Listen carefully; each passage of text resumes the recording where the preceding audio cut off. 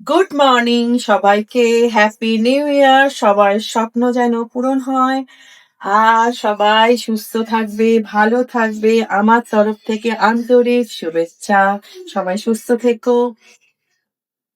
আজ এই প্রথম বছরেই শুরু করলাম একটা ভালো রেসিপি দিয়ে, যেটা বাঙালির কাছে শুভ বলে মানা হয়।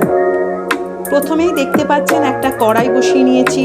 সেখানে অল্প একটু ঘি, একটু কাজু, একটু কিশমিশ ভালো করে ফ্রাই করে নিলাম। আর এই পায়েস হচ্ছে আমাদের কাছে ভীষণ শুভ। তারপর দুটো তেজপাতা মাঝখান থেকে কেটে নিয়ে একটু নাড়াচাড়া করলাম, বেশি ভাজবো না।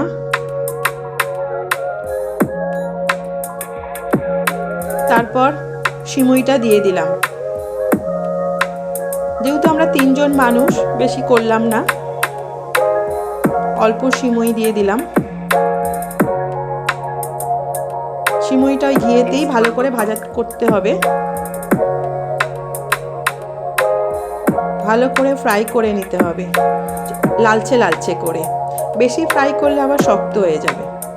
এবার ওদিকে দুধটাকে ভালো করে ফুটিয়ে নিয়েছি। ভালো করে জাল দিতে হবে দুধটাকে। এই জাল দুধের মধ্যে ফ্রাই করা সিমুই, কিশমিশ, কাজু, এলাচ সব কিছু দিয়ে দিতে হবে। আগে কিন্তু চিনি দেব না, কিংবা গুড় দেব না। এবার দেব চিনি, স্বাদ মতন চিনি। আমি এখানে অল্প বানাচ্ছি বলে আমি বেশি চিনি দিচ্ছি না। মোটামুটি 4 স্পুনের মতন চিনি দিয়ে দিলাম।